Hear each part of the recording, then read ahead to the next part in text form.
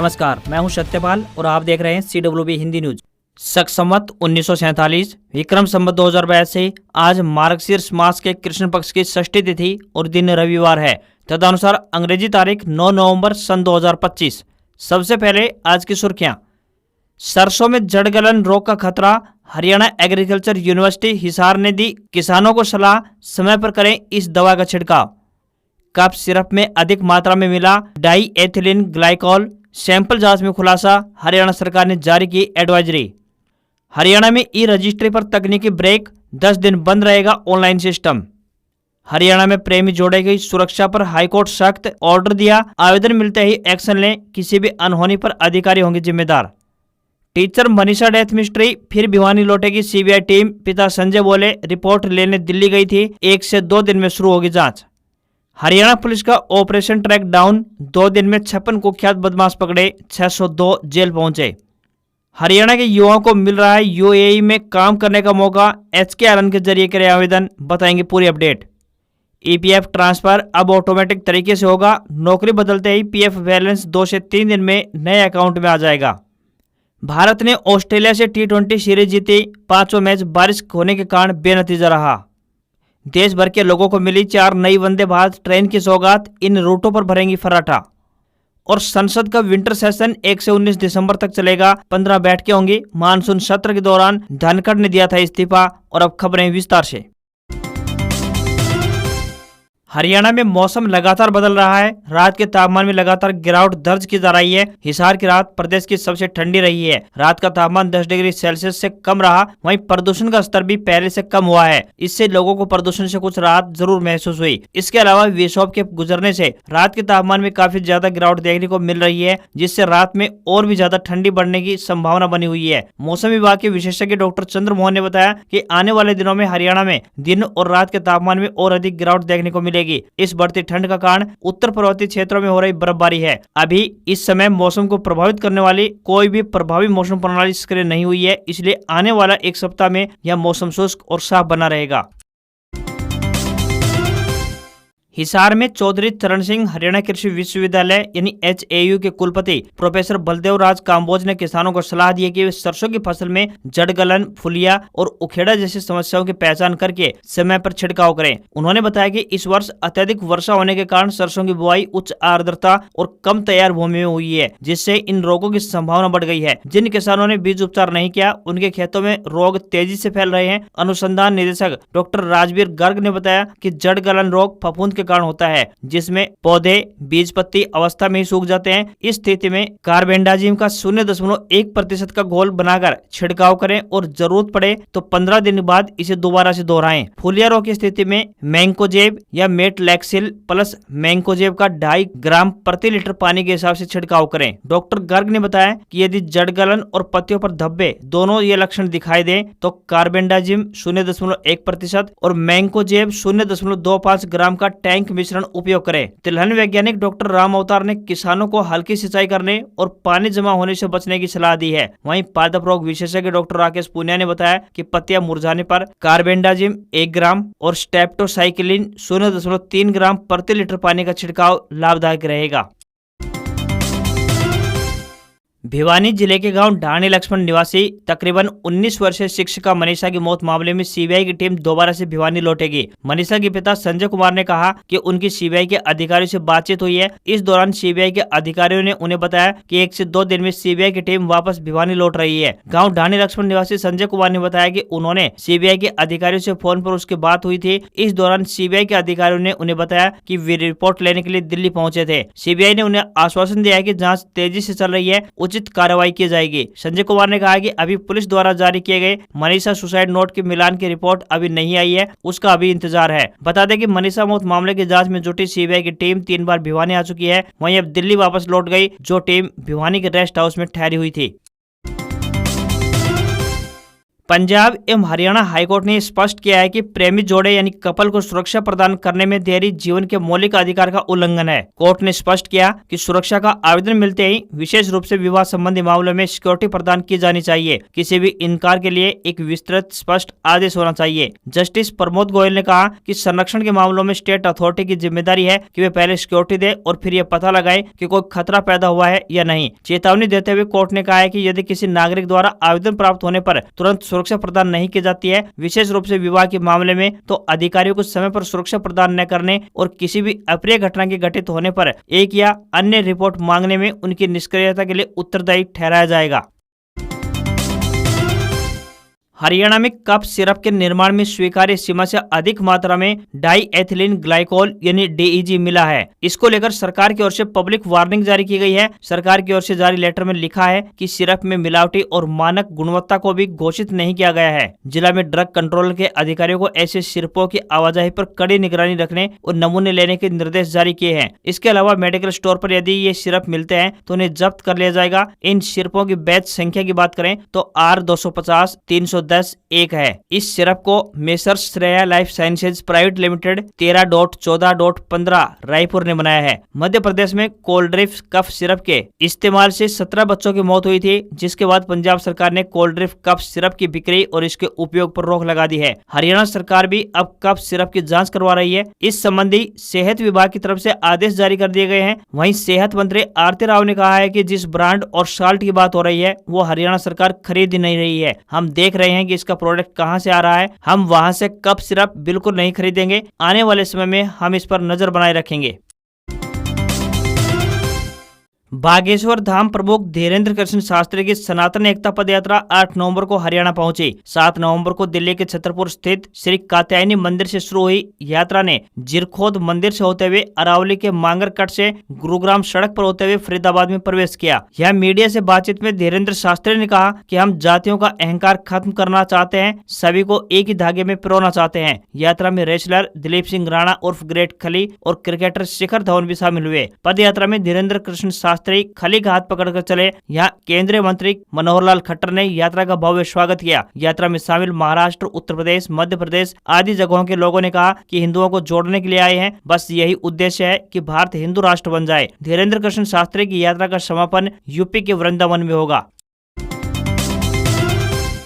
हरियाणा के राज्यपाल असीम कुमार घोष ने कहा कि हरियाणा जैसे प्रगतिशील राज्य में the technological institute of textile and sciences जैसी संस्थाएं राज्य की औद्योगिक क्षमता और मानव संसाधन को सशक्त बना रही हैं। भविष्य के भारत को ऐसे ही संस्थानों की आवश्यकता है। उन्होंने विद्यार्थियों से आह्वान किया कि वे शिक्षण के साथ साथ नैतिक मूल्यों को भी जीवन में धारण करें और समाज व राष्ट्र की समृद्धि में महत्वपूर्ण भूमिका निभाएं। डिग्री केवल एक दस्तावेज नहीं बल्कि एक जिम्मेदारी का प्रतीक और समाज के प्रति एक वचन है। राज्यपाल भिवानी के the technological institute of textile and sciences के दीक्षांत समारोह में बतौर मुख्य अतिथि पहुंचे थे। दीक्षांत समारोह में उनकी धर्मपत्नी मित्रा घोष भी मौजूद रही। समारोह में संस्थान की तरफ से राज्यपाल को स्मृति चिन्ह देकर सम्मानित किया गया। इस दौरान राज्यपाल प्रोफेसर घोष ने विभिन्न विषयों से पास आउट लगभग 300 स्नातक एवं स्नातकोत्तर विद्यार्थियों को डिग्री प्रदान की। राज्यपाल प्रोफेसर असीम कुमार घोष ने कहा कि यह दिन केवल डिग्रियां प्रदान करने का अवसर नहीं है बल्कि यह बुद्धिमत्ता, परिश्रम और ज्ञान की साधना का उत्सव भी है। यह दिन जीवन का एक निर्णायक क्षण है। शिक्षा का अंत दीक्षांत के साथ नहीं होता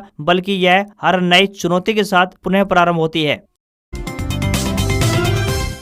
कांग्रेस नेता राहुल गांधी की ओर से हरियाणा में वोट चोरी के खुलासे पर पूर्व मंत्री और INLD के राष्ट्रीय संरक्षक संपत सिंह ने पलटवार करते हुए कहा कि राय सीट पर वोट चोरी नहीं बल्कि टिकट चोरी हुई थी। संपत सिंह ने इसको लेकर सोशल मीडिया पर एक पोस्ट लिखा कि राहुल गांधी जी राय सीट पर वोट चोरी की बात कर रहे हैं। यह सत्य है कि टिकट चोरी जरूर हुई थी। इसके लिए राय सीट को समझना जरूरी है। स्वर्गीय चौधरी रिजक राम जी राय विधानसभा से 5 बार विधायक और सोनीपत लोकसभा से 1 बार सांसद बने। उनके सुपुत्र जयतीर्थ दहिया जी 2 बार राय से विधायक बने। उन्होंने भरपूर मेहनत करी और पूरा हल्का कह रहा था कि जयतीर्थ जी जीतेंगे, लेकिन हरियाणा कांग्रेस के नेतृत्व ने इनकी टिकट चोरी करवा दी। भाजपा से जो विधायक चुनी गई वह हरियाणा के कांग्रेस नेतृत्व की निकटतम रिश्तेदार हैं। राय सीट से बीजेपी की कैंडिडेट कृष्णा गहलावत जीती थी। वहीं कांग्रेस ने सोनीपत जिले के राय हल्के में आंतिल बारहा खाप के प्रधान जय भगवान आंतिल को टिकट देकर प्रत्याशी बनाया था। आंतिल भूपेंद्र सिंह हुड्डा के विश्वास पात्रों में से एक है। वहीं टिकट कटने से नाराज आज कांग्रेस के राय से पूर्व विधायक जयतीर्थ दहिया ने पार्टी तक छोड़ दी थी। उन्होंने आरोप लगाए थे कि राय के टिकट में पैसों का लेन देन हुआ है।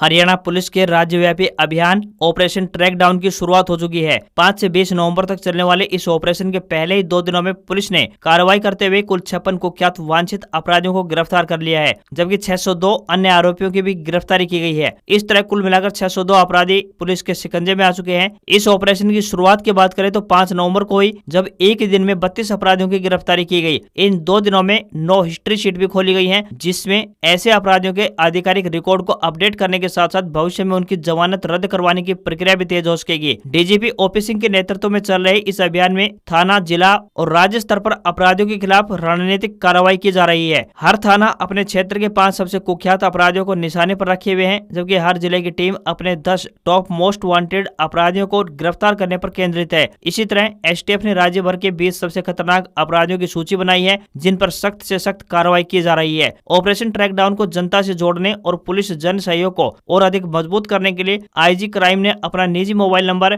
90342 और 90495 में भी सार्वजनिक कर दिया है, ताकि नागरिक गोपनीय रूप से सूचना साझा कर सकें। इस अभियान का स्पष्ट संदेश है, केवल गिरफ्तारियां नहीं बल्कि अपराधियों के नेटवर्क को तोड़ना, उनकी जमानत रद्द करवाना, संपत्तियां जब्त करना और नई वारदातों को रोकना ही प्राथमिकता है।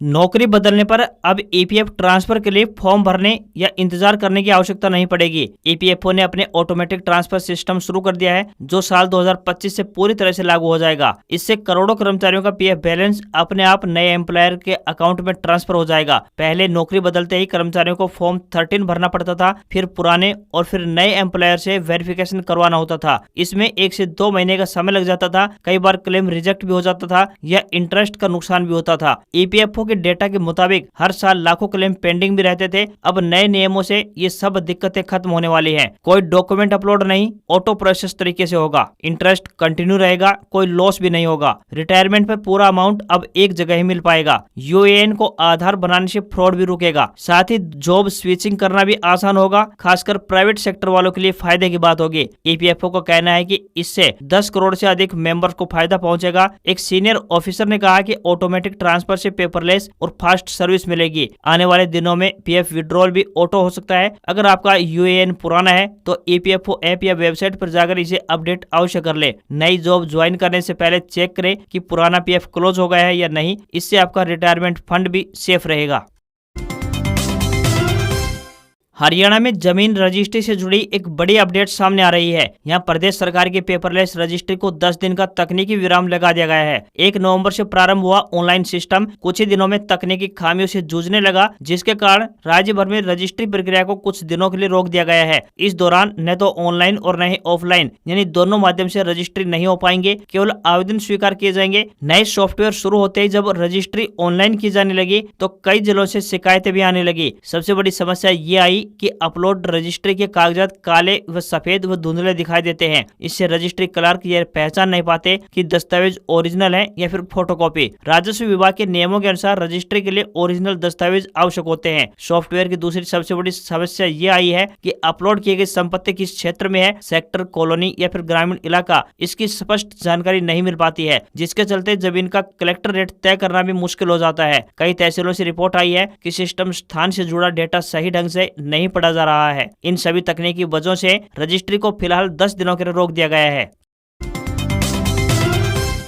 Central council for research in homeopathy यानी CCRH की तरफ से विभिन्न पदों पर भर्ती के लिए आवेदन आमंत्रित किए गए हैं। जो भी उम्मीदवार इन पदों पर आवेदन भेजने के इच्छुक हैं, वे आधिकारिक वेबसाइट के माध्यम से अपने आवेदन भेज सकते हैं। पदों के अनुसार शैक्षणिक योग्यता जानने के लिए आधिकारिक अधिसूचना अवश्य चेक करें। जनरल, OBC और EWS कैंडिडेट के लिए 500 रुपए फीस लगेगी, तो वहीं SC, ST और PWD के लिए कोई फीस नहीं लगेगी। न्यूनतम आयु व अधिकतम आयु सीमा को देखने के लिए आधिकारिक अधिसूचना चेक कर सकते हैं। Research officer, junior librarian, pharmacist, X ray technician, lower division clerk यानी LDC, driver, assistant research officer, staff nurse, medical lab technologist और जूनियर स्टेनोग्राफर के पदों पर यह भर्तियां होने वाली हैं। आवेदन करने की अंतिम तिथि 26 नवंबर है। सैलरी की बात करें तो विभिन्न पोस्टों के अनुसार अलग अलग रहेगी, जो कि 19,900 रुपए से लेकर 63,200 रुपए पर मंथ मिलेगी।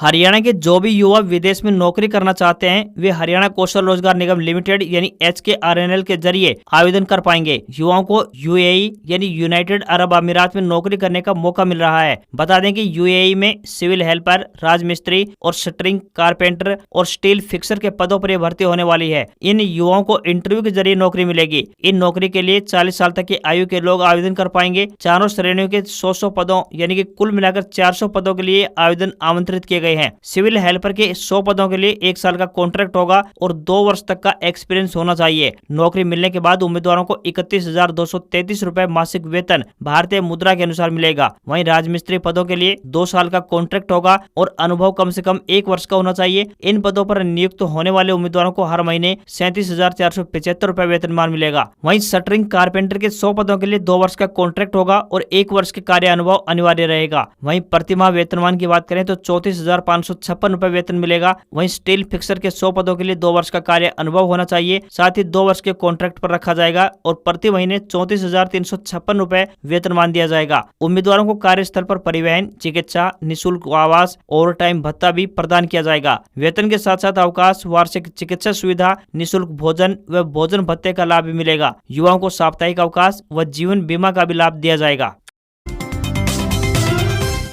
प्रधानमंत्री नरेंद्र मोदी ने वाराणसी से 4 नई वंदे भारत ट्रेनों को हरी झंडी दिखाई। अब देश के कुल 164 वंदे भारत एक्सप्रेस चल रही हैं। नई ट्रेनें बनारस खजुराहो, लखनऊ सहारनपुर, फिरोजपुर दिल्ली और एर्नाकुलम बेंगलुरु मार्गों पर चलेंगी। इनसे यात्रा का समय कम होगा और लोगों का आना जाना भी आसान होगा। पर्यटन और आर्थिक गतिविधियों को भी बढ़ावा मिलेगा। वंदे भारत ट्रेनों की अधिकतम रफ्तार की बात करें तो 180 किलोमीटर प्रति घंटा है। ज्यादातर रूटों पर वंदे भारत की वर्तमान परिचालन रफ्तार 110 किलोमीटर प्रति घंटा से लेकर 130 किलोमीटर प्रति घंटा के बीच है। वंदे भारत अपनी पूरी क्षमता पर इसलिए नहीं दौड़ पाती हैं क्योंकि मौजूदा भारतीय ट्रैक इसके लिए पूरी तरह से अपग्रेड नहीं किए गए हैं। कोई डेडिकेटेड हाई स्पीड नेटवर्क न होने के कारण वंदे भारत ट्रेनें मौजूदा मिक्स्ड ट्रैकों पर ही चलती हैं। देश भर के विभिन्न राज्यों और शहरों के बीच हाई स्पीड ट्रेनों की संख्या में इजाफा किया जा रहा है। खासकर उत्तर भारत के शहरों तक कनेक्टिविटी का खास ख्याल रखा जा रहा है। इसी क्रम में यूपी से 4 नई वंदे भारत ट्रेनों को हरी झंडी दिखाकर विभिन्न रूटों पर रवाना किया गया। हालांकि इनमें से 2 उत्तर प्रदेश के लोगों का सफर आसान करेंगी, जबकि 2 में से 1 दक्षिण भारत तो वहीं 1 दिल्ली से पंजाब तक फर्राटा भरती हुई नजर आएंगी। नई वंदे भारत एक्सप्रेस ट्रेनें बनारस खजुराहो, लखनऊ सहारनपुर, फिरोजपुर दिल्ली और एर्नाकुलम बेंगलुरु मार्गों पर संचालित होंगी, जिससे अन्य ट्रेनों के मुकाबले यात्रा के समय में काफी कटौती होगी। ये सभी ट्रेनें एसी रहित सेमी हाई स्पीड है। इनमें एसी चेयर कार और executive AC chair car coach भी शामिल है।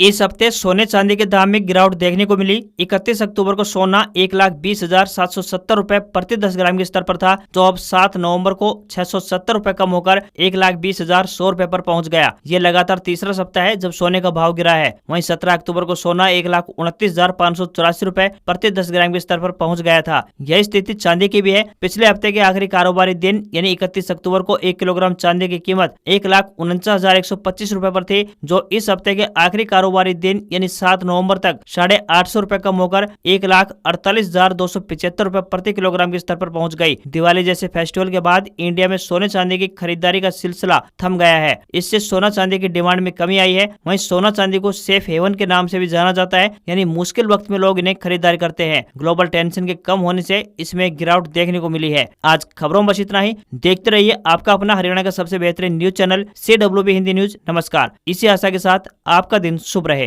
रोजाना हरियाणा में देश दुनिया की ताजा तरीन खबरों से अपडेट रहने के लिए चैनल को सब्सक्राइब और बेल नोटिफिकेशन को ऑन करना ना भूलें। नमस्कार।